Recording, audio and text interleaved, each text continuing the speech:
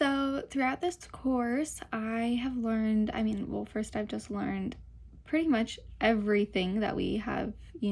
gone covered in these weeks. I didn't really know very much at all about a lot of the policies and the political side of things with ELL learners or EB learners. And a lot of it was kind of shocking. And also, it was really nice to see the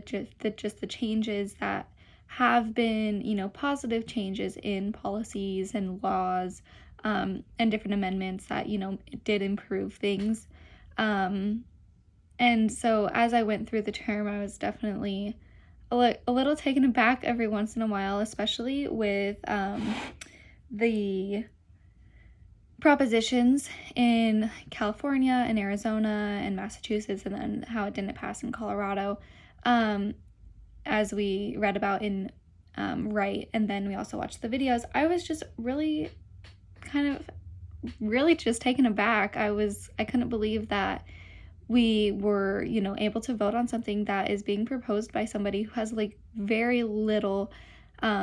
education or research or anything on the education of bilingual learners. And it's just really disappointing that, states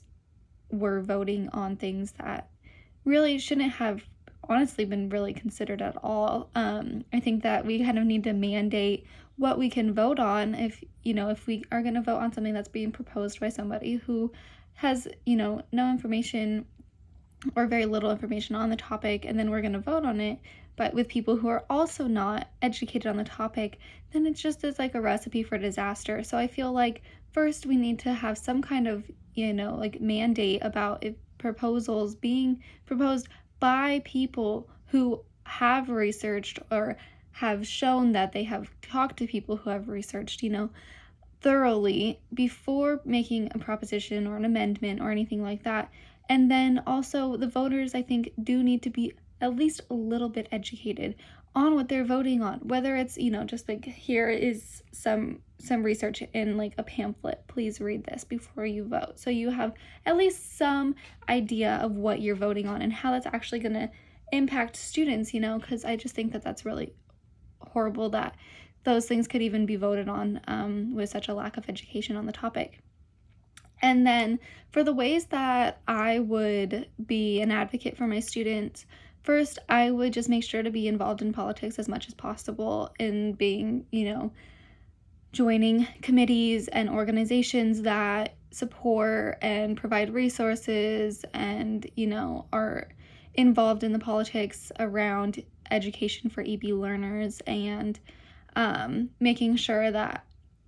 my students' families can see that I'm putting my face out there as well, that my actions are going to back what I'm saying, and that my words are not empty promises. I think that that's really important, that they can actually see you physically doing things, not just, kind of hoping that you're staying true to your word. And then the other way that I guess I have a couple ways that I would advocate for my students. I would also make sure to be a really active community member and be, part of those students' communities, and be welcoming and inclusive to all my students' families, and do what I need to do to be able to make things as accessible as possible, whether that means having translators or having bilingual posters on my walls and directions in the school. I would make sure to do what I can to make things as welcoming and accessible to all of my students' families, and, do things like having family nights or kind of like whole school carnivals, if things like that could happen. I know I had that at my school, and so that would be a really fun way to get families in this school. But then also I wouldn't just be asking families to come to the school. I would be, going out into their communities, or mine if I live in the same, neighborhood, and make sure that I'm seen in that neighborhood, in that community, and be involved in my students' lives in more ways than just at school. And then also I will, just for all educators in general, I would, keep going with my professional development, and, go to conferences and do trainings, and make sure to stay, up to date on all the current research and findings about educating EB learners as best as possible so that I can make sure that I'm doing my job to the best of my abilities and therefore being the best advocate that I could be. So, thank you.